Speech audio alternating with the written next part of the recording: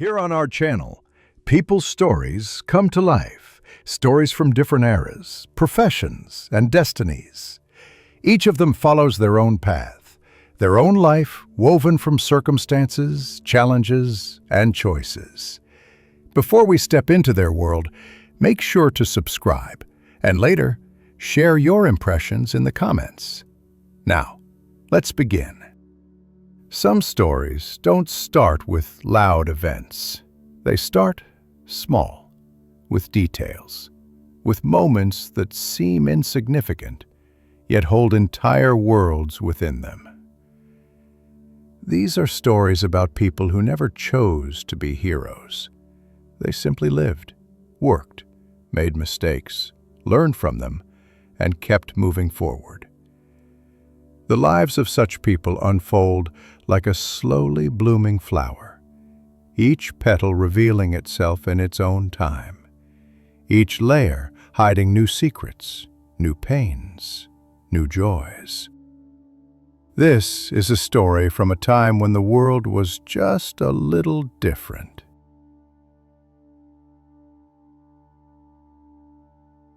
The furnaces of Murano have always sounded like breathing creatures. At dawn, when the lagoon still lies under layers of mist, the forges awaken first. They hiss and murmur, fed with logs from the mainland.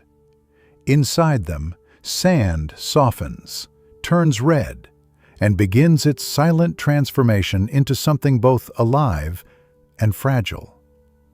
Children grow up with that sound. It becomes the pulse of their island, echoing through their sleep. The child first saw the fire up close when small enough to hide behind the benches. Men with bare arms lifted rods of glowing glass that trembled as if fearful of their grip. Sparks left freckles of light on darkened ceilings. The master shouted an order, not unkind, but sharp enough to make the air quiver. The child understood then that glass was a creature one had to command gently. Too harsh a hand, and it shattered like trust betrayed. Days passed in rhythm with the tides and the vents. Lessons came not from books, but from repetition and silence. He swept ashes, fetched water, watched the older apprentices shape bubbles into cups and chandeliers.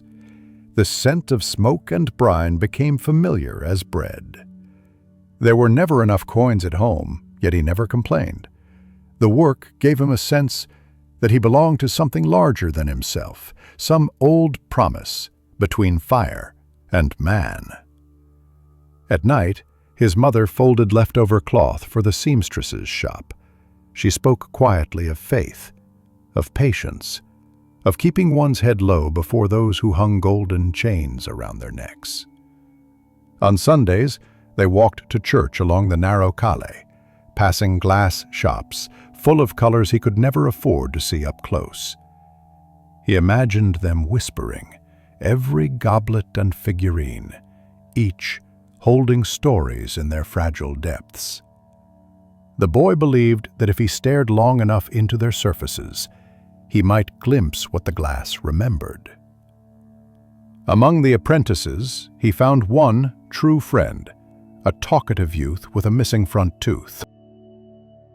Together, they stole moments of laughter near the docks, skipping pieces of rejected glass across the water like stones. Sometimes, they hid behind the furnace room to listen to sailors telling tales of storms, of treasure ships, and of cursed mirrors said to trap souls. The boy never dismissed such talk entirely. On this island, where everything was born from fire and reflection, superstition passed for simple prudence. The master was a man of weathered calm, always smelling faintly of resin and smoke. He rarely smiled, yet his gestures carried an unspoken kindness. Once, when the boy burned his hand on a hot rod, the master muttered only, "The flame remembers who respects it." That phrase stayed with him. He began to treat glass with reverence, as a thing between living and dying, a thing that could punish impatience. Over the years, the workshop ceased to be merely a place of labor. It became a kind of sanctuary. The murmurs of molten bubbles, the faint song of metal tools cooling in water, they made a music of endurance. He learned how to rotate the pipe steadily, to sense temperature not by sight, but by the feel of the air against his cheek. Others might have run from such monotony. He found rhythm and a quiet joy in it. Humor survived here too. Small jokes whispered over the din, a playful nudge during break, laughter easing fatigue. When the wind turned cold, he often looked out at the lagoon from the pier. Boats drifted like thoughts half remembered. Gulls floated against the gray sky. He wondered whether life beyond these waters was brighter or simply noisier. But each time he left for errands in Venice, the city troubled him. The odor of decay along its canals, the crowds of nobles with silk gloves, the beggars crouched by church doors. It was all too loud, too restless. On Murano, one could hear one's own heartbeat between the bells. Still, the boy dreamed. He dreamed of fashioning a form so perfect that it would outlive him. Not for fame, he knew it would never bear his name, but for beauty itself, honest and unadorned. He thought of light as something that wished to be caught, and glass as the net one could cast to hold it. Now and then, when the master stepped outside, he dared to blow small globes on discarded rods.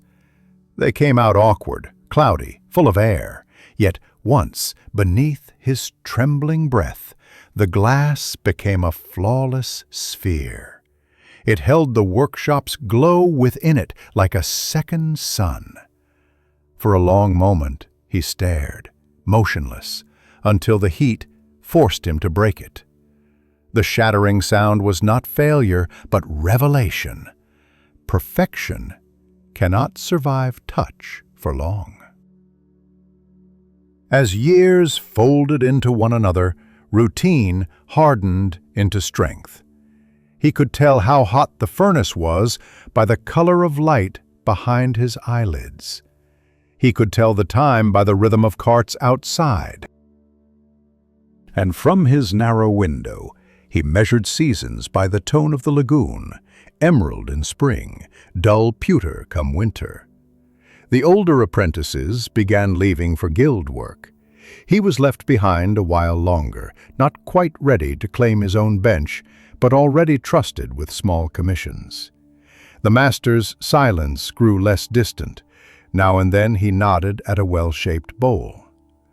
One evening, standing beside the furnaces before they dimmed, the young man felt something shift inside him. He realized he no longer watched the fire with fear. His reflection in the polished metal looked older than the days he remembered, and behind it, flames wavered like thoughts unspoken. He returned home carrying a small piece of glass he had blown that morning, a clear droplet hardened mid-fall. His mother admired it as one might a relic, and said softly that it looked like trapped air begging to fly. He smiled, though unease brushed against his chest. Sometimes beauty frightened him. It felt too close to loss. As he placed the droplet on the windowsill, the candlelight reflected twice, once in the glass, once in the window pane. Two separate worlds, touching but never merging. That night, wind carried the smell of the sea through cracked shutters. The boy, almost grown now, lay listening to the faint hum of furnaces across the water. Each flame flickered like a memory taking shape. Sleep came slowly, full of strange warmth and the echo of his master's words. The flame remembers who respects it. In the distance, A bell rang once for vesper, fading into the dark. Tomorrow, he would wake again before dawn, wash his hands in cold water, and walk toward the breathing of the furnaces. Murano would be waiting, the island of infinite reflections, each waiting to be born from fire. Murano wakes with the sound of carts rolling over cobblestones and the cough of furnaces finding breath again. The young man, now long freed from the tasks of sweeping and fetching, rises before the sun slides across the lagoon. Hands already marked by small burns, shoulders broad from years of turning the pipe.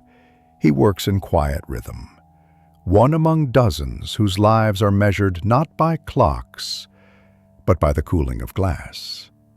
The trade brings steadiness, but little fortune. His wages buy bread, oil, and wine of such roughness that it leaves a bitter aftertaste by noon. Still, there is contentment in precision. He no longer wonders if this life is meant for him. It simply is, a pulse that beats in time with the molten material. The world outside exists in brief glimpses when the factory doors open to deliver goods or accept supplies. Movement of gulls, smell of brine, the distant toll of church bells from Venice. On some evenings he drifts toward the tavern near the dock, where the laughter of others makes the air lighter. There the men speak of taxes, of storms, of how the merchants cheat craftsmen with praise instead of silver. Most drink to forget, some to feel briefly younger. He drinks quietly, listening, the sort who speaks little and remembers much. From that habit comes his modest reputation as a man with sharp eyes, yet gentle humor. The masters trust him. Even the loudest drunkards nod in respect. In the corner of the tavern sits a seamstress who sews for the merchants' wives. Her hands move swiftly, her gaze never lingers, but once he catches it, and something passes between them, something without promise or need, a recognition of shared fatigue. She begins greeting him on the bridge in the mornings. Soon her smile remains as constant as the tide. He borrows courage from those small glances, though he says nothing. But days on the island have a way of folding into sameness. Each week repeats the previous one with only slight variations. A new pattern of glass ordered, a broken crucible repaired. The young man chases quality more than coin. He saves what little remains after rent, stacking a few lire beneath a brick near the stove. Some nights he wonders what those coins might ever buy. Freedom? A small workshop, perhaps, one room and a furnace of his own? Dreams come gently, shaped from smoke. The hierarchy around him feels heavier with every passing season. The masters dine with merchants, not with men like him. Their words are measured, their laughter rehearsed. He notices the difference most when delivering work to Venice. Crossing the water with crates of chandeliers and mirrors, he sees how the other half lives, draped in silks, perfumed, distracted by comfort. It fills him with both envy and amusement. He knows their beauty rests on the unseen foundation of soot-stained hands like his. One afternoon, while unloading a set of goblets adorned with gold leaf, he overhears a merchant boasting of a commission, a mirror that must surpass all others. The description lingers in his mind, a surface pure as ice, capable of catching not only faces, but secrets. He returns to Murano uneasy, not yet knowing why. Perhaps the idea of a mirror too perfect bothers him, as if it could rob light of its innocence. At work, he notices new apprentices replacing the old guard.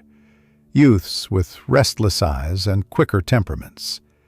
They talk of leaving for the mainland, chasing better wages. He smiles at their excitement, but deep down feels a quiet dread that life may change faster than one grows ready for it. The island itself seems less patient these days. More visitors, more orders, less time for silence. When pay is delayed 1 month, argument breaks out in the workshop. He watches without speaking as a friend throws down his tools, cursing the foreman. Later, outside, he finds that same friend sitting by the canal, palms bleeding from gripping the rod too tight. They share half a loaf of bread in silence.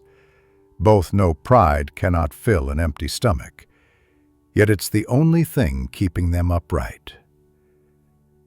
Winter arrives with dampness that seeps into bones. The heat of the furnace becomes comfort rather than burden. He works longer hours, not for profit, but to keep warm.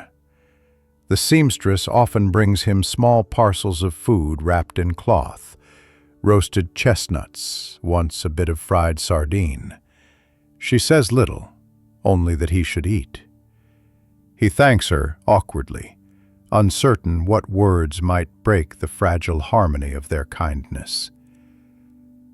Through the thick fog, he sometimes imagines voices from the past, his mother's soft murmur, his master's calm instruction, the laughter of apprentices long gone.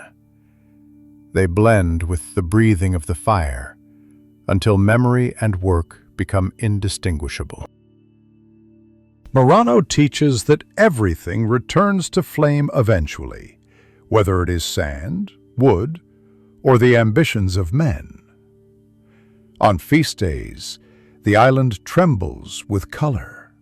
Lanterns sway above canals, reflecting in the black water. He stands among the crowd, content just to watch light dance on the surface. The seamstress finds him there once. They share a pastry dusted with sugar, pretending it is a luxury. Later, she tells him she has been offered work in Venice proper, larger pay but uncertain lodging. He wishes her well, though the air around them grows strangely still. When she leaves, taking her sewing kit and small trunk, the island feels quieter, emptier, as though some soft chord had been plucked and never replaced. Life closes around him again, practical and solitary. His humor remains, though less ready. He laughs with his fellows, but the laughter now ends sooner. Loneliness here is not loud. It hides in the lull between one delivery and the next. Yet he keeps faith in the craft, believing that shaping light can still redeem each day. Spring brings new orders and fresh gossip. The merchant from Venice returns, men whisper, seeking that extraordinary mirror. Some say he is cursed, others that he simply loves extravagance. The glassblower listens, but pretends indifference. When his shift ends, he walks to the edge of the pier, where fishermen paint their boats with tar. He inhales the scent of salt and oil, watches the sunset spill red over water, and thinks that if ever he could make glass hold that color, the color of endings and promise, he might finally rest satisfied. A group of children run past, chasing each other with laughter as bright as melted gold. He envies their freedom, their faith that every day brings new light. Behind him, smoke curls upward from the chimneys, folding into the dusk. He feels its weight upon his heart, familiar yet patient. Tomorrow he will rise again, stir the ashes, feed the furnaces, and breathe life into matter. The tide laps softly against the quay. Somewhere across the lagoon, church bells drift with the wind. The evening air smells of salt and burning pine. He stands there a long time, shaping plans in his mind, the way he shapes glass, slowly, carefully, afraid it might break if he hurries. When finally he heads home, his hands are empty, yet the warmth of the day lingers inside them, as though holding the faint memory of a flame. Morning light poured through the thin window of the workshop, striking motes of ash that hung in the air like suspended thoughts. The young man, older now, steady in both movement and bearing, took his usual place near the furnace. His hands moved with quiet certainty, practiced motions that needed no command. The fire's reflection wavered across his face. Its warmth carried not passion, but discipline. Word of the wealthy merchant's commission had circled through Murano all winter, a rumor that grew with every retelling. Some said the man demanded a mirror large enough to capture heaven itself. Others whispered of a secret property he sought, a surface that would not merely reflect, but reveal. To the craftsman, it sounded like vanity gilded by gold. Still, when the request finally arrived through official guild channels, no one refused. Coins outweighed superstition. The foreman chose him to lead the work for his precision and patience. The merchant's assistant, a man thin as a quill, signed documents with theatrical care, leaving behind the smell of scented ink. He promised payment twice that of any former order and demanded secrecy. The furnace roared higher that night. He began melting the sand in a crucible like a small sun. Each stage required judgment more than measurement. Too cool, and the molten mass would cloud. Too hot, and it would devour itself. He worked past midnight, shaping a surface smooth as still water. For days, he refused to leave the shop, sleeping near the fire, living on bread dipped in wine. When fatigue pressed upon him, he would stare into the glow and imagine he was tempering his own soul, piece by piece. The merchant came once to watch. He stepped lightly over soot, his clothes smelling faintly of myrrh and wealth. His voice was soft but insistent. "Perfection," he said, "is not a virtue. It is proof." Those words stayed echoing after his departure, and the craftsman could not decide whether they sounded like wisdom or warning. Each layer of alloy brought new challenges. He added powdered tin and silver, letting vapors cloud the glass before cooling. Patience turned into obsession. He listened to the material as though it whispered back. Sometimes it seemed alive, shifting under breath alone. When the mirror finally emerged from its casing, it gave off a muted shimmer, not the bright sparkle of ordinary work. It held lights, like a secret. He cleaned its surface in silence, tracing the edge with a cloth. In the reflection, his face wavered, as if submerged under water. Behind him, the fire threw restless shapes across the walls. Then, for a heartbeat, the reflection changed. A figure appeared bent over a body by the canal, water dark around it. His hand jerked, striking the mirror's edge.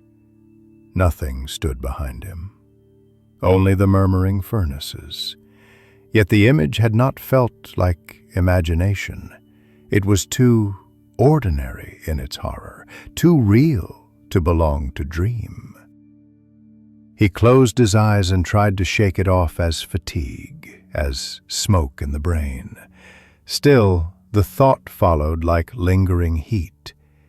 If glass could remember fire, might it also remember what had yet to come? He told no one. Craftsmen did not speak of visions. Rumor would ruin a man faster than failure. Yet the memory clung to him during waking hours. Whenever he wiped the mirror again, the faint tremor returned to his hand. Workmates noticed only that he had grown quieter, more deliberate. A few whispered that he was proud of the commission and wished not to share credit. He ignored them. Pride was a safer rumor than fear. When the merchant's assistant came to inspect the finished mirror, the craftsman stood aside. The man peered into it, adjusted his cravat, then smiled without warmth. "It holds its breath," he said, as if waiting. He paid in advance and promised collection within the week. The craftsman felt a shiver despite the heat. That night, rain spread over the lagoon. The sound of it on tile roofs made the island feel distant, half drowned. Unable to rest, he stepped outside and walked along the narrow alleys, past dark windows and sleeping boats. The streets smelled of wet ash and seaweed. Each ripple in the canal reflected fragments of candlelight from above. He caught his reflection there again, disfigured by movement, and felt the echo of that earlier vision. A figure, a body, the stillness of guilt. When he returned to the workshop, the flames had dimmed, breathing low. The mirror leaned against the wall covered by cloth. He removed it slowly, as one might lift a shroud. Nothing stirred in its depths. His own image stared back, weary and skeptical. Yet as he turned to leave, something in the corner of his eye, an unfamiliar shape, made him spin around. The reflection showed a faint outline, someone standing where he knew no one stood. Then the image dissolved into simple light again. The following days blurred into routine. The merchant did not come. The assistant arrived instead, tense and abrupt. The mirror was loaded onto a barge bound for Venice. He watched it depart with mixed relief and regret. The surface had consumed a season of his life, and some invisible part of him seemed to travel with it. He returned to smaller commissions, wine flasks, clear goblets, but concentration deserted him. Colors dulled. The seamstress's absence, once merely a soft ache, now felt like hollow space. One evening he took a ferry to Venice, perhaps hoping to glimpse her, perhaps only to find evidence of normal life. The city overflowed with noise. Gondoliers shouted. Church bells wrestled with the rising wind. He wandered near the Rialto, where merchants bargained with desperation hidden behind charm. Passing a narrow bridge, he froze. Beneath it, a crowd had gathered. Lanterns swayed, their reflections quaking in the water. A policeman shouted orders. Fishermen pulled something from the canal. A body, limp and sodden. Someone whispered the name of a merchant's nephew. He stepped back into shadow as the cold tightened around him. The corpse's face, glimpsed between lantern flickers, matched what he had seen in the mirror days before. The same curve of the canal, the same broken stillness. He left the scene unnoticed, slipping through alleyways toward the ferry. The mirror's breath echoed in his mind. Back on Murano, dawn began to spread, thinning the darkness. Smoke lifted from chimneys. The island stirred, innocent of his secret knowledge. He walked to the furnace out of habit, though the fire had not yet been fed. In the pale light, everything appeared fragile. Tools, benches, even air.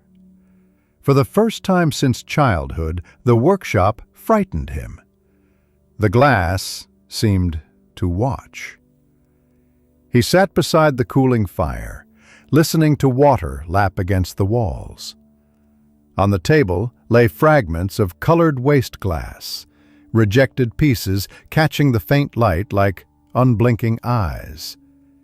He ran his fingers through them absently, thinking of the reflection that had foretold death.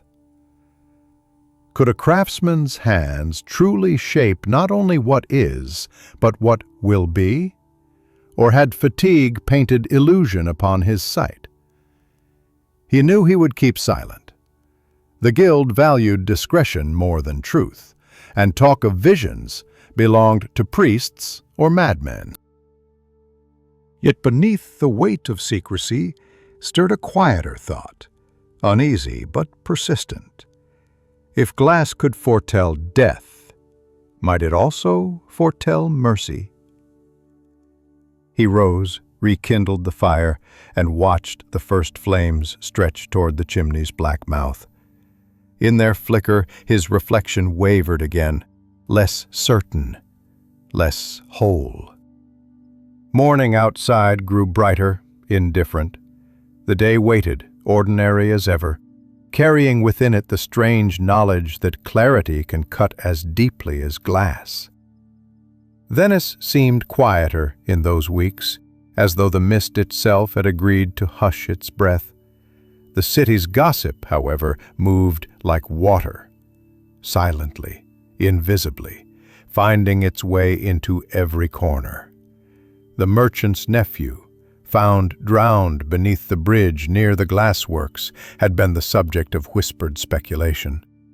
Some said drink or gambling had led him to ruin. Others hinted at quarrels over inheritance. No one spoke of prophecy or mirrors, though one was the cause and the other the witness. On Murano, the furnaces resumed their rhythm, and the air smelled as always of smoke and brine. Yet for the craftsman, each day now carried a residue of dread. His work continued, but his gaze could no longer rest easily upon any reflective surface. The memory of that vision haunted him, the cold clarity of the water, the lifeless figure, the silence after discovery. He believed the mirror gone, yet its image seemed to cling to him like soot. His nights grew longer, his sleep uneasy. When dreams came, they were filled with water, mirrors, and the sound of hammering somewhere below the waves. Each morning he woke with the dull ache of exhaustion and the smell of ash in his throat. Yet he never spoke of it, not to his fellow craftsmen, not to the parish priest, not even in confession. There are burdens that thrive only in silence. The merchant himself returned to Murano briefly, wrapped in formal grief. Tall, composed, eyes dulled by fatigue or calculation, it was hard to tell which. He ordered the workshop to produce a new series of small mirrors, less elaborate, intended for sale abroad. The foreman found the command pleasant enough. Coins erased fear. But the craftsman felt the weight of the man's presence in the room, a cold shadow against the furnace light. He wondered whether the merchant's sorrow was genuine or rehearsed, and what the mirror might have shown him before it reflected death. Outside work hours, the island took on its usual rhythm again. The gossiping women at the wells, the shouts of boys skipping stones, the dull clatter of boats unloading crates. The craftsman kept to himself, avoiding both laughter and curiosity.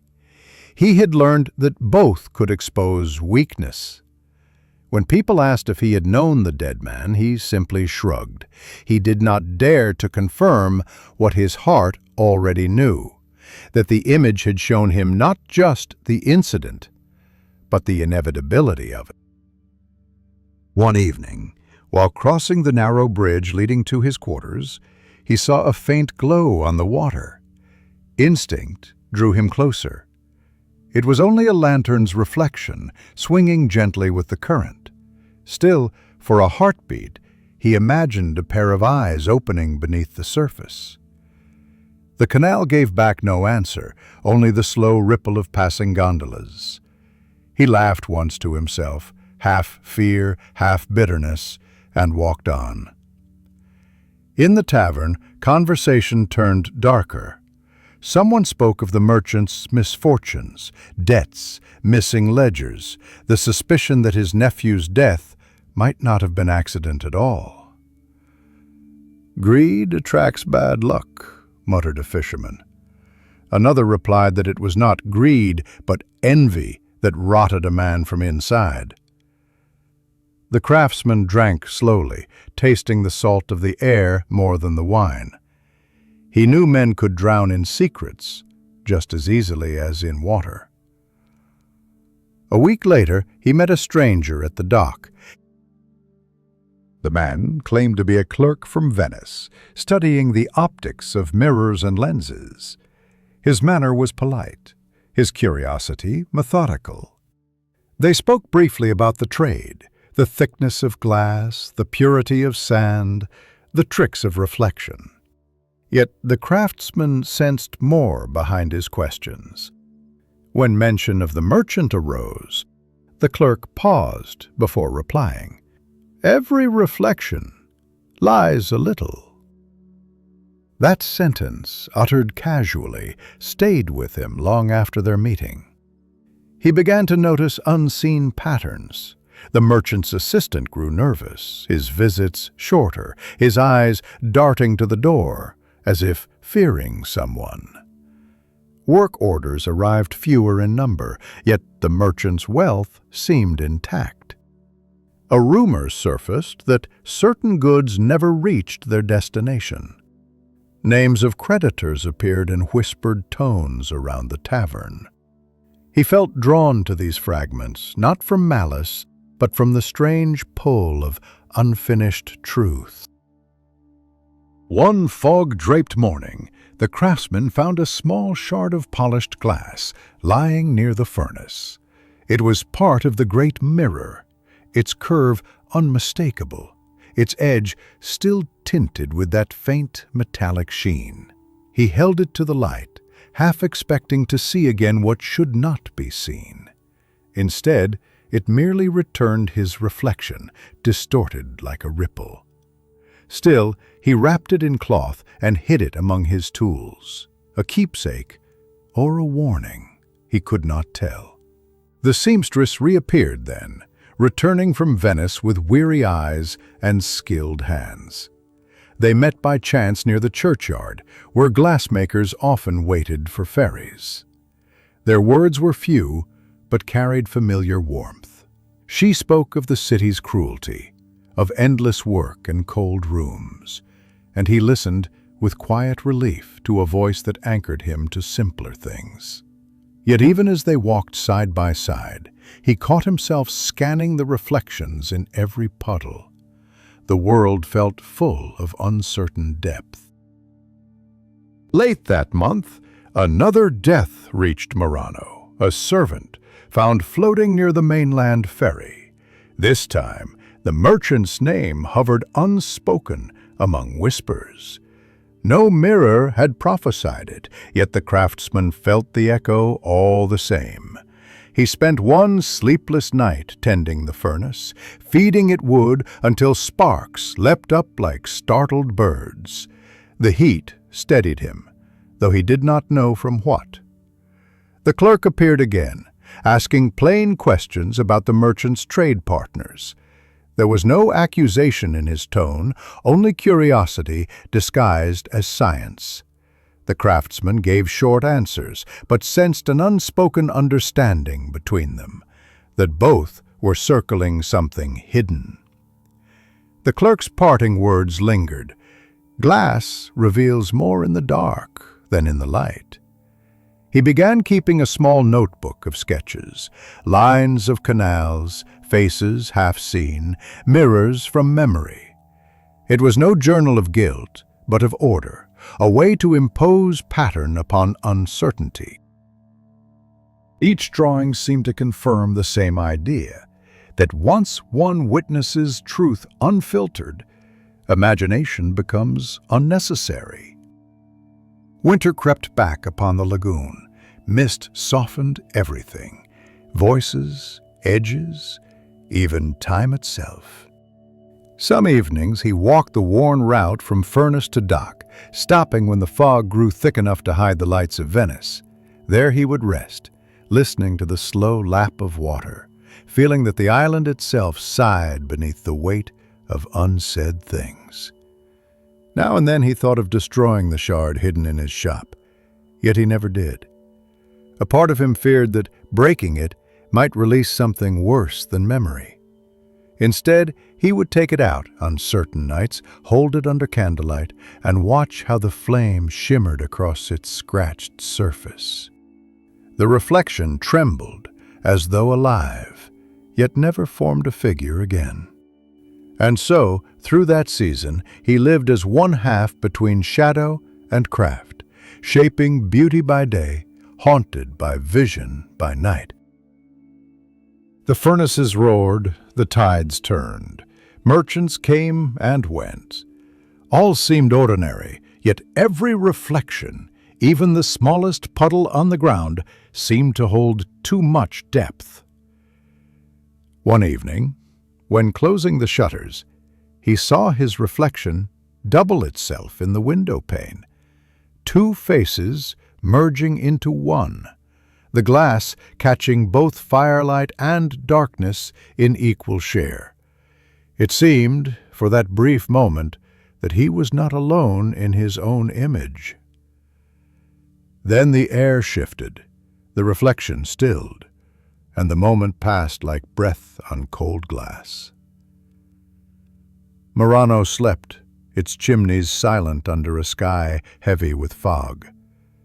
He sat beside the furnace until the last embers glowed faintly red, thinking of the city beyond the water, of all its mirrors and secrets, of the thin line that divides what is reflected from what is true.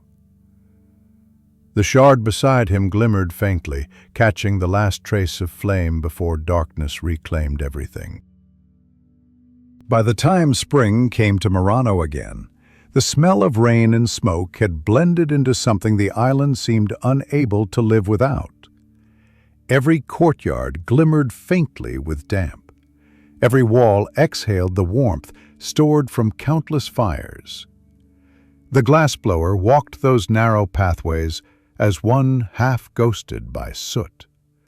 The reflection he dreaded had faded, yet its echo stayed. The certainty that glass, once breathed to perfection, never quite forgets.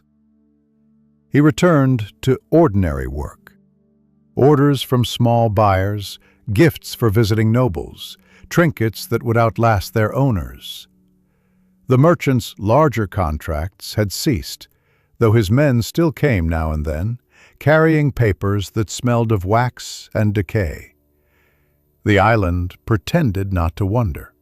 His own hands, steady as ever, felt slower in purpose but wiser in restraint. He kept the shard of the broken mirror wrapped in linen beside his bench. Some nights, when the sea wind howled, he would take it out to remind himself that even broken light had memory. The seamstress visited sometimes. She brought mended gloves or a spare loaf, leaving quickly, her eyes darting among the furnaces. The friendship between them had changed, once softened by youth, now tempered by things unspoken. When she spoke, it was of practical matters, boats, weather, the cost of thread. Yet beneath her steady tone lingered something unfinished, like a seam not quite tied. One afternoon, while cleaning his tools, he noticed a figure on the far side of the canal, a man watching the glassworks with an intentness that did not belong to curiosity. When the craftsman looked directly, the stranger turned away. Later that day, the foreman grumbled that someone had been asking questions again about shipments, the merchants' accounts, and the craftsmen who had worked on special commissions. The description matched the clerk from Venice. That evening, the craftsman found a folded note wedged under his door. No seal, no name, only few neat lines. The truth is always reflected twice, it said. Once in the act, once in the witness. There was no signature, no instruction. He burned it without hesitation, but the embers carried the words into the room, faintly glowing before they vanished. Days slipped into one another until the sky itself seemed coated with the same gray dust as the workshops. Work became refuge again, though he no longer sought perfection. He sought silence. The furnaces roared and sighed like old beasts. The sound steadied his thoughts. The younger apprentices still treated the trade as pure skill. He knew better now. Every object carried trace of its maker's heart, the vibration of a held breath, the hesitation before a line was drawn. A storm visited Murano one evening, fierce enough to drown the horizon. The lagoon clawed against its banks. Thunder rolled like the beating of a colossal drum. When the storm passed, the air felt new, washed clean, and the city lights shimmered under sheets of water. Returning through narrow alleys, he saw that stray pieces of broken glass glittered everywhere, turned by rain into tiny mirrors. He walked through them slowly, careful not to look too long, remembering what reflection can betray. The next morning brought news whispered among the furnaces. Another death, this time a servant who had once worked in the merchant's household, found lifeless near the fish market. Drowned again. The same pattern, the same silence. Superstition, always quick to cling to repetition, spread through the island. Workers spat before entering the workshop, crossed themselves before each pour. The foreman ordered fewer mirrors made out of respect. That night, the clerk appeared at the furnace door. His clothes were damp from travel, his expression tired but alert. They spoke in low tones among the shadows of half-finished glass. The clerk did not accuse. His words carried only a quiet hunger for understanding. They say glass records what it sees, he murmured, but perhaps it also chooses what to remember. The craftsman met that gaze, unsure whether to trust it. He showed the man the hidden shard, the last fragment of the cursed mirror. Under lamplight, it gleamed with faint color, neither silver nor gold, but something between. The clerk asked to study it, turning it in his hands without flinching. This was alloyed with quicksilver beyond regulation, he said finally, a method older than the guild allows. Someone wanted a mirror to see beyond beauty. The craftsman asked nothing further. The fewer questions, the safer one stayed. Yet as the clerk left, promising discretion, the craftsman felt the same unease he had known when first shaping that piece, a sense that the glass was not entirely dead. He began visiting the tavern less. The dock workers' jokes felt hollow, their laughter too loud. He preferred solitude, walking the edge where water met workshop walls. The sound of his own footsteps on wet stone reassured him more than words ever could. He had become a man who trusted only silence and the rhythm of heat. Still, the thought would not leave. If someone had wanted such a mirror, who else among the merchants might have desired what it revealed? Weeks passed before he saw the merchant again. The man arrived unannounced, dressed in fine black, his manner abrupt. He spoke briefly with the foreman, inspected the goods, and paused before the craftsman's bench longer than necessary. "You once worked on a mirror of mine," he said lightly, as if speaking of a harmless curiosity. "An exceptional piece. Do you know where it rests now?" The craftsman met his gaze and kept his voice calm. I believe it was sent to your estate, signore. Ah, yes. The merchant's smile thinned. Fate takes strange forms. The mirror shattered. He turned, leaving behind the faint smell of perfumed oil. Outside, his carriage wheels clattered against the stones, echoing like distant thunder. That evening, the craftsman sat alone beside the furnace, holding the shard wrapped in its cloth. If the merchant lied, and he suspected he did, then the mirror still existed somewhere, whole if not unbroken. He imagined its surface standing quietly in some grand chamber, gathering reflections and holding them hostage. Perhaps it remembered the drowning. Perhaps it was remembering still. Sleep that night came restless, broken by sound of water dripping, by dreams of molten glass pouring not into form, but into faces, expressions dissolving into light. When he awoke, his cheek rested on the workshop table, the furnace low. He stared into the coals, thinking of how many times he had fed a fire without knowing what it devoured. The days that followed grew sharp with suspicion. Rumors reached him of the merchant's travels, of debts unresolved, of letters written and burned. The seamstress returned only once more. She told him that people in Venice had begun to fear the merchant, that his fortune seemed to dim with each passing month. Her eyes carried warning. "Be careful who you work for," she said simply, before leaving into the dusk. That night, he held the shard again, turning it toward the furnace. For an instant it caught the glow and gave back not flame, but something colder, a pale shimmer, like moonlight in deep water. He startled, dropped it, but it did not break. The image vanished as quickly as it came, leaving him uncertain whether he had seen anything at all.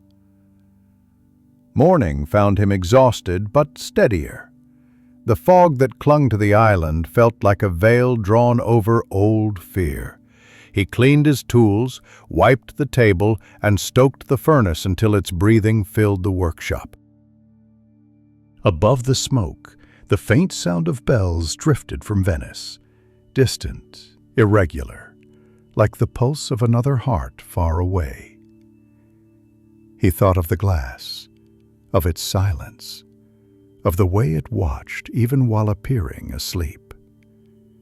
Then he lifted a fresh pipe, dipped it into molten sand, and turned it with practiced ease. The shape swelled under his breath, obedient once more. Yet in the shimmer of the fire, he thought he saw, just for a flickering moment, the shadow of another craftsman working beside him, a darker twin, born out of heat and guilt. He did not look closely. Some reflections are safer left untouched. There are mirrors in every craft, and some, once awakened, never return to rest. The workshop filled again with the whisper of flames and cooling glass, as though nothing unusual had ever been born from its fire. The summer crept in slowly, blurring the air above the furnaces until the workshop seemed afloat on waves of invisible fire. The men worked bare-armed and silent, sweat darkening their aprons. Outside, the lagoon steamed under the noon sun, and the sound of boat hulls tapping against wooden piers filled the distances between hammer strikes. The glassblower moved through it all like one caught between two elements, water and flame, reflection and substance. He had grown leaner. The years of heat had carved patience into his hands. Yet there was restlessness behind his calm, something kindled by knowledge left too long unspoken. The mirror's shard no longer frightened him, only reminded him. It sat in its linen wrap inside a small box beneath his bed, glinting when the morning light found its way through the shutters. One morning, the foreman handed him sealed instructions. The merchant desired an urgent private commission, a single mirror, modest in size, to be delivered within a fortnight to his estate across the water. The order was signed in the merchant's own hand, payment promised at completion. The foreman said little else. He accepted the task without protest, though dread pooled quietly beneath the surface of obedience. By evening he prepared his materials, mixed fine Venetian sand with soda and ash, weighed powders under the steady flicker of lamplight. The act itself steadied him. Creation always had that effect. It gave fear a rhythm. Across the nights that followed, he worked alone. The flames roared with a sound like breath drawn through iron lungs. The molten glass swirled and bowed, reflecting both fire and shadow. He moved with precision, whispering small prayers more from habit than belief. For balance, for endurance, for mercy from whatever ghosts the glass remembered. Each turn of the rod demanded faith that memory could be shaped rather than shattered.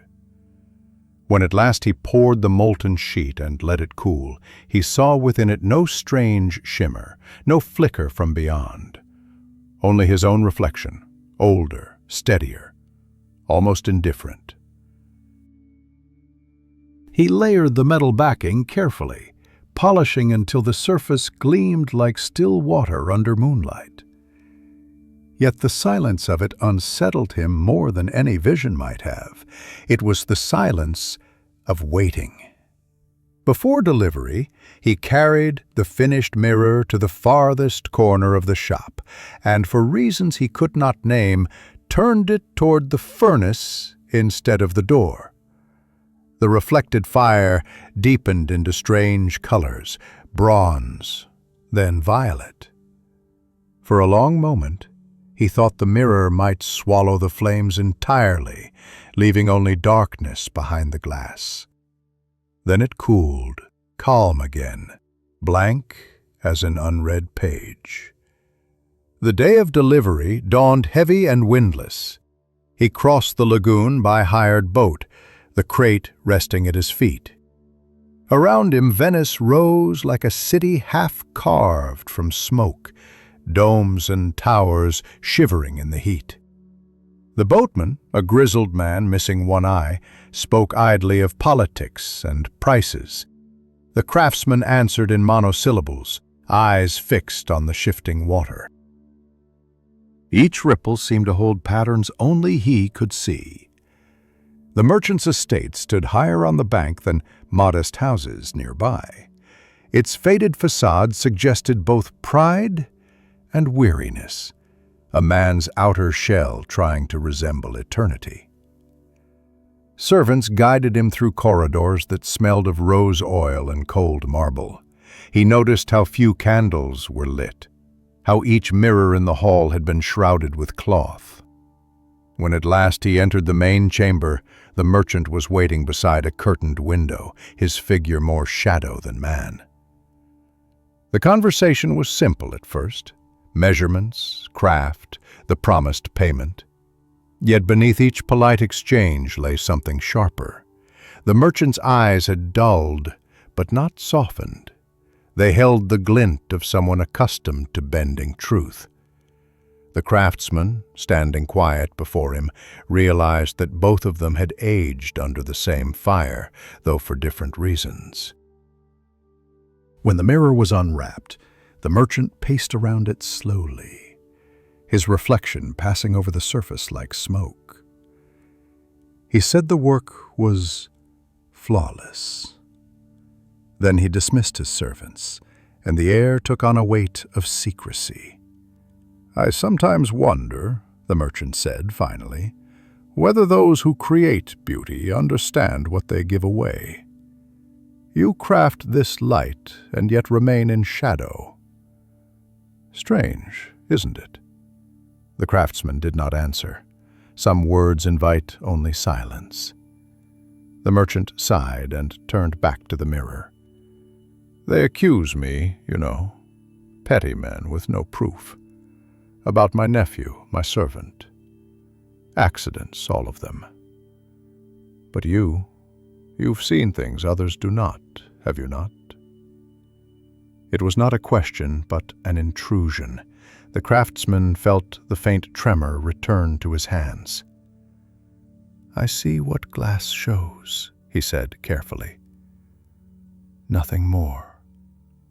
The merchant's mouth tightened, then relaxed into a sad smile. Then let the glass decide again. He motioned toward the mirror, and for a moment neither man moved. Then, as if compelled by unseen force, the craftsman shifted his gaze toward the surface. Flame from the distant hearth drew itself across the polished plane. Two reflections appeared, side by side, distinct, breathing. For a heartbeat, the merchant's image wavered. Behind it, another figure formed, the merchant again, but bent over something unseen, his sleeves wet, his eyes hollow. The craftsman stepped back sharply. The merchant turned pale, though his mouth twisted, as if trying to shape reason out of fear. Trick of light, he murmured. Metal flaws, nothing more. The craftsman packed his tools without comment. The hall seemed to darken as he left, but before reaching the door he felt compelled to look once more at the mirror. The reflection now was calm again, only two men, one behind the other. Yet in that silence, clarity touched him like a wound. He knew what truth had been hiding in plain sight. The merchant's sins had not ended, only repeated. Outside, the air tasted of iron. The gondola waited. Halfway across the lagoon, he saw distant lightning flicker beyond the city roofs. Rain soon followed, quick and heavy, erasing the day's heat. He arrived back at Murano soaked through, stepping into the workshop with shoes that whispered on the floor like ghosts returning home. He placed the payment purse on the bench and left it untouched. Silver weighed differently when earned beside deceit. The furnace burned low, its flames muted by humidity. He opened the small box, took out the shard of the original mirror, and held it beside the new one awaiting delivery paperwork.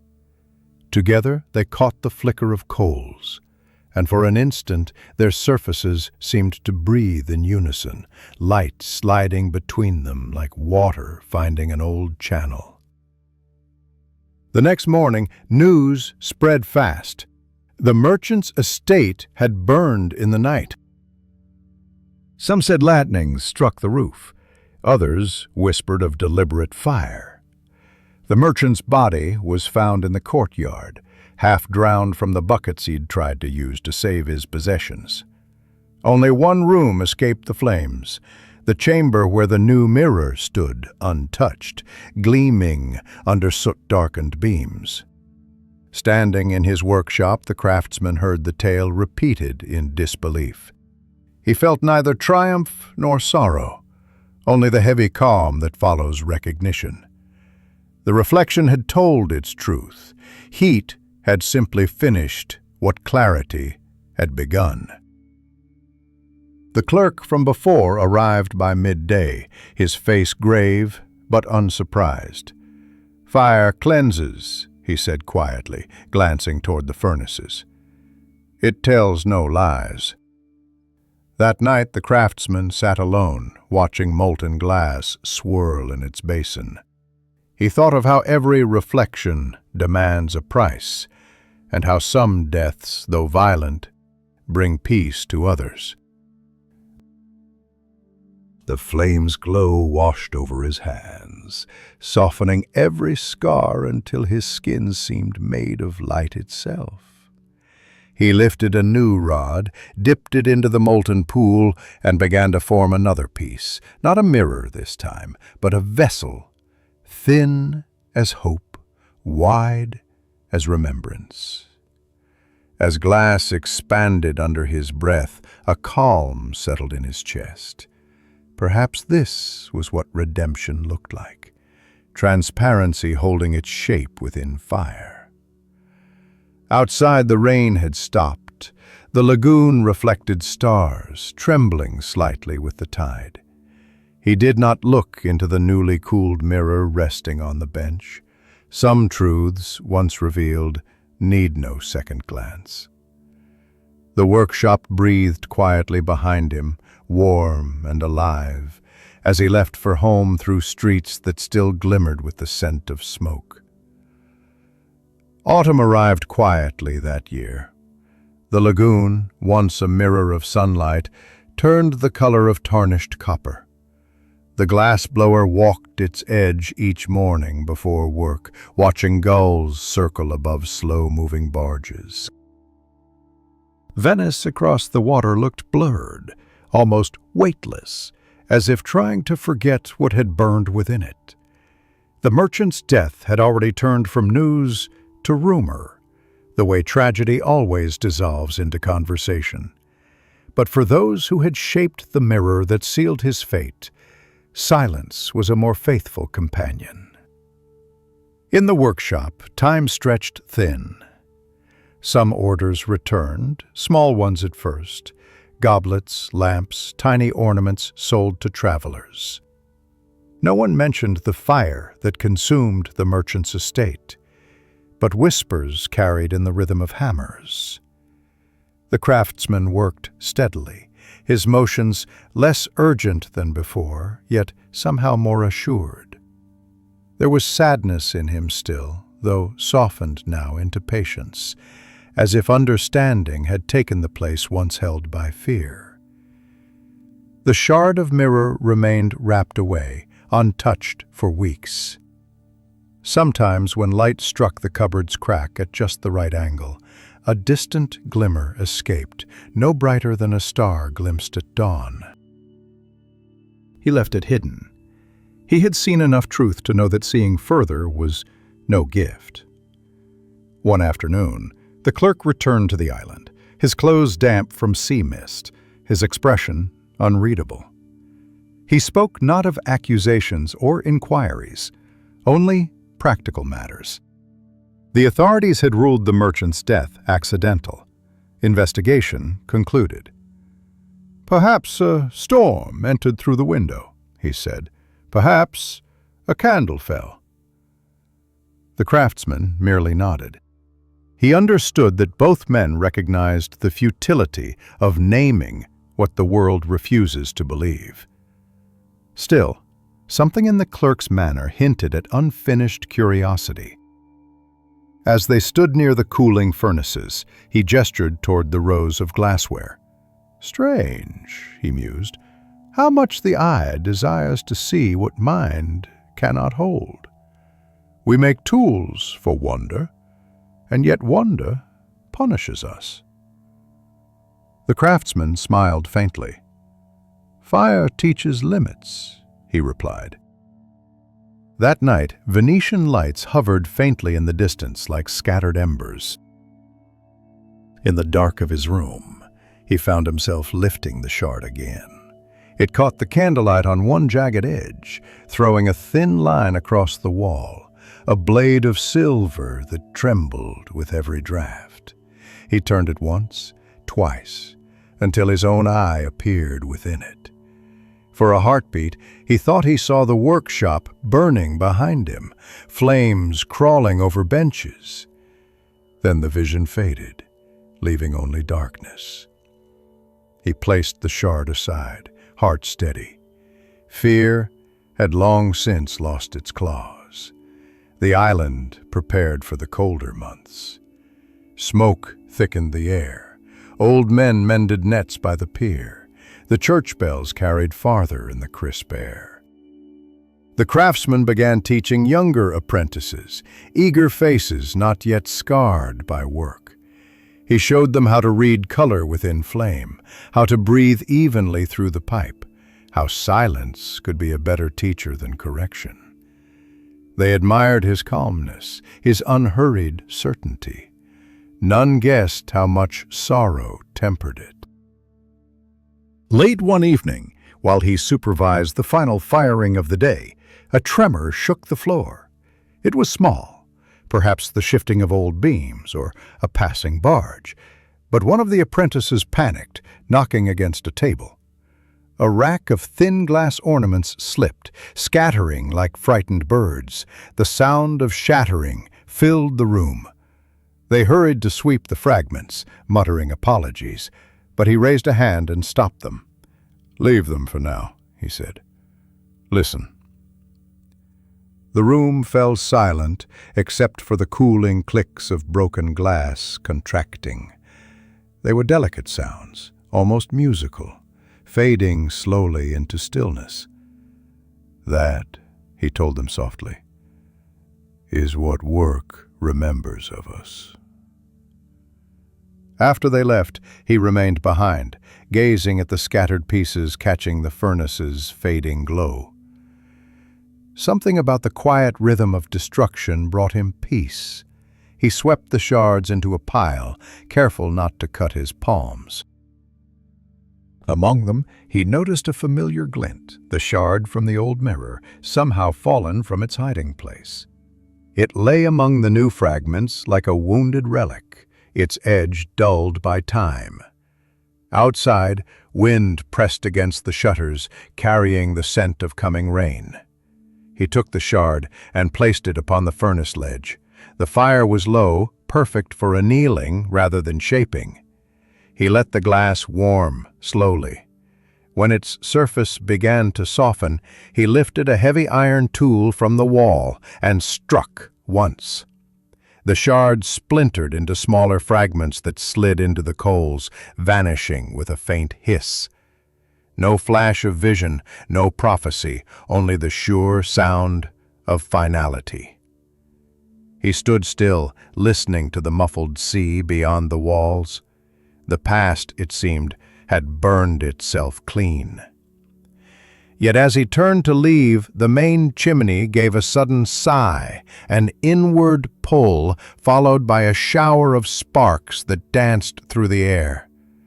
One spark landed near a discarded crate of shavings. The flame caught quickly. He moved fast, pulling the crate away, dousing it with water kept for cooling rods. The fire hissed and retreated, leaving behind smoke and the sharp scent of charred wood. When the air cleared, he saw that one corner of the workshop wall had blackened, forming a faint outline where soot met clean plaster. The shape looked remarkably like a mirror. The coincidence chilled him more than the near accident. He brushed the soot away, but traces remained, stubborn, as though painted there by some invisible hand. For a long moment he stared, wondering if fate simply repeats its gestures until someone finally learns to look differently. Then he laughed quietly, a thin, tired sound, but real. "Enough," he murmured to the empty room. "Everything is already reflected enough." The next morning, light filtered through the tall windows like fresh linen. The apprentices arrived early, their chatter filling the space where silence had once ruled. He greeted them with gentle humor, set them to their tasks, and for the first time in months, allowed himself to hum a tune while tending the furnace. The melody was old, something his mother used to sing when mending cloth, soft, circular, with no true ending. The day passed evenly. By evening, the air outside carried the sweetness of nearing rain. He walked down to the dock, his tools wrapped in canvas, and watched as the sun dropped behind Venice, setting the rooftops aflame with orange light.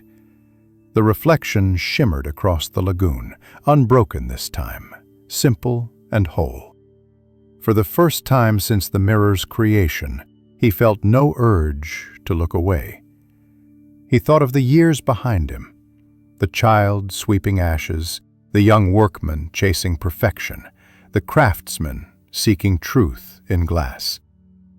It seemed, in retrospect, that every glimpse of beauty had carried its shadow, every piece of glass a breath of guilt inside it.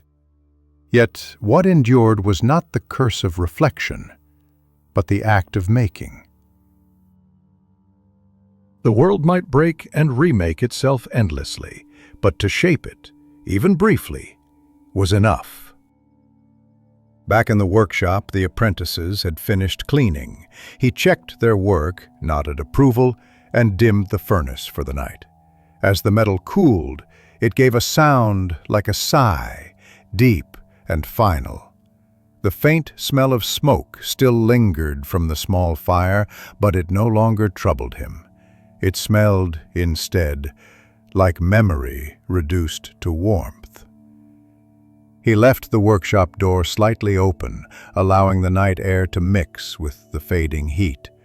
The lagoon beyond lay calm, its surface glassy and dark, holding within it the reflection of distant stars, countless, quiet, unjudging. Somewhere in that mirror of water drifted all he had made and all he had lost. The sound of water tapping gently against stone followed him home. No visions, no murmurs of fate came from the shadows, only the steady rhythm of the tide returning to itself. Behind him, Murano slept under its blanket of smoke and silence, and from one open window, the faint light of a dying furnace pulsed like a heartbeat, slow but alive. Winter softened Murano with a stillness rare for the island. The furnaces, once fierce and restless, now spoke in measured breath, their flames lower, gentler, the way voices sound in a church after vespers. Snow never settled here. It melted before touching ground, but the air carried a new purity, tasting faintly of salt and coal smoke. On mornings like this, the glassblower walked to the workshop alone, the world shimmering with pale fog that turned every reflection into a watercolor. Years had carried him far from the man who once shaped the cursed mirror. That memory had paled as glass does with time, still present in pattern, yet softened by the polish of endurance. The young apprentices called him Maestro now, though he did not care much for titles. He trained them slowly, insisting that glass must be approached like an old friend, warily but with affection. Patience, he told them, is what separates mastery from luck. He lived in a modest house near the canal, sharing it only with silence, the occasional laughter of apprentices, and the music of the furnaces that never truly died. The seamstress visited on Sundays, bringing bread or mending his worn sleeves. They spoke of simple things, weather, supplies, gossip from Venice. Both had learned to love peace without the need for naming it. Between them flowed a calm understanding that sometimes felt stronger than love itself, a companionship burnished by the years like copper left to deepen. When the workday began, he no longer hurried. He preferred to lose himself in rhythm, the turning of the pipe, the sigh of molten glass when exposed to air, the faint murmur of fire answering thought. Age had slowed his strength but sharpened his discernment. He could now sense a flaw long before it revealed itself, as if reading whispers beneath the glow. One evening, after the apprentices had gone, he lingered by the furnace, watching molten glass swirl like captured light. He had meant only to check the temperature, but found himself entranced by the color, the kind of gold that lives only between day and dusk. A notion came to him then, to make something not out of order, but out of memory. For years his craft had chased perfection. Now he wished for kindness. He took a pipe, dipped it into the liquid, and began to shape a simple sphere. Each breath he gave it felt less like labor, more like gratitude. The globe expanded gently, trembling, its surface alive with color. He turned it slowly, letting the light shift across its skin. There, within the curve of glass, he saw tiny prisms forming, almost invisible, trapped spectrums weaving between warmth and transparency. When it cooled, he cut the thread and held it up. It was imperfect. One side slightly thicker, one small bubble lodged in the heart. Yet it gleamed as though it contained its own sun. He placed it on his work table, beside an old bench knife and a cup of cooled wine. The glass caught the firelight and sent it wandering over the walls. It reminded him faintly of the cursed mirror's strange glow, but this light held no threat. It was human, soft, forgiving. He murmured to the empty room, "Perhaps glass remembers kindness too." Outside, rain began, a slow rhythm against the shutters. He worked on, shaping smaller pieces to fill the kiln, lampshades, ornaments, clear tubes for a local apothecary. The air grew fragrant with resin and heat. As hours passed, the glassblower thought not of the merchant, not of visions or deaths, but of breath itself, the small act that turns molten chaos into form. How much of life, he thought, depends on the steadiness of one's breath. When dawn finally came, the fire was low and the sky the color of pewter. The apprentices would arrive soon. He cleaned the tools, rolling his shoulders to ease stiffness.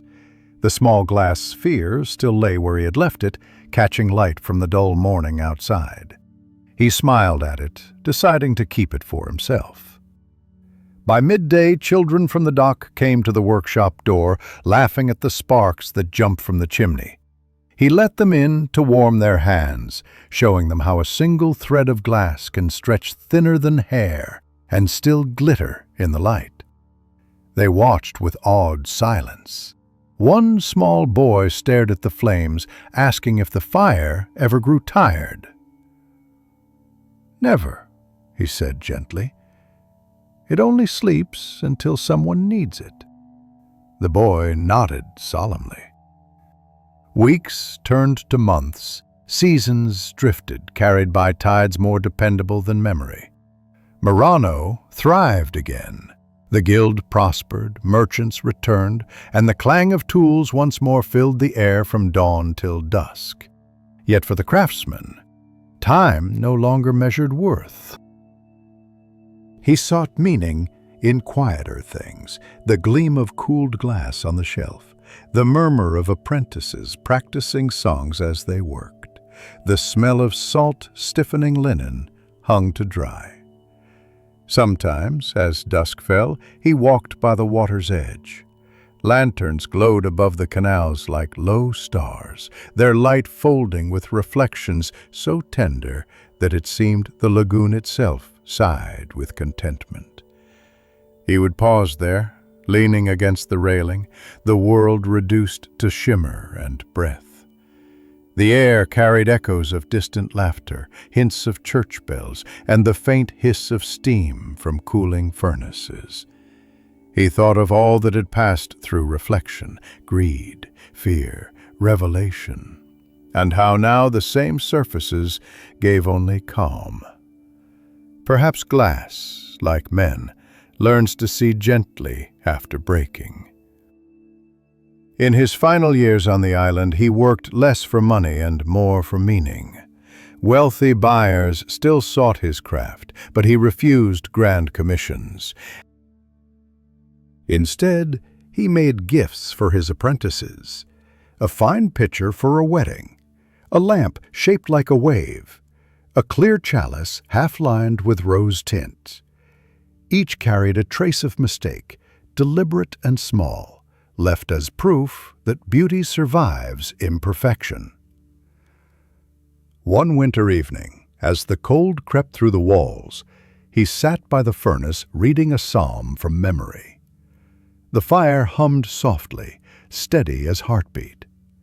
On the table lay the glass sphere he had made long ago, now clouded slightly with age. He held it in his palm, feeling its warmth from the nearby flame. Within, a single bubble caught the light and refracted it into faint colors that danced across the wall. It was enough. The seamstress entered quietly, carrying a shawl she had repaired. She placed it over his shoulders without a word. They stood together a while, watching the fire. He whispered, half to himself, "We'd take light from the world and give it back, one piece at a time." She answered softly, "And still the world has more." Night settled like velvet. The apprentices locked the doors, the canal outside calm beneath a skein of mist. He lingered by the furnace long after the others slept, turning the sphere once more in his hands. The reflections moved across its surface, fire, shadow, and his own faint outline. But for the first time in years he saw not the man he had been, nor visions of loss, but simply the present, steady hands, burning glass, and peace in the rhythm between them. When at last he placed the sphere back upon the table, the workshop felt neither empty nor full, only balanced. Somewhere outside, a bell tolled softly through fog. He listened until it faded, each ring carrying further into silence, until it was impossible to tell whether the sound came from the world or from memory itself. The fire dimmed, reduced to a glowing thread. The last breath of a long day. He stepped out to the doorway, breathing the air that smelled of salt and smoke and faint sweetness of rain. The water below reflected the sky's quiet shimmer, broken here and there by ripples from unseen fish. He thought that perhaps, in some small way, his life had been nothing more than this, shaping air into form, learning to let light pass through without fear. And as the night deepened, the window panes caught the faint gleam of dawn returning, promising another day of quiet work and gentle seeing, where truth and beauty had finally made peace in glass.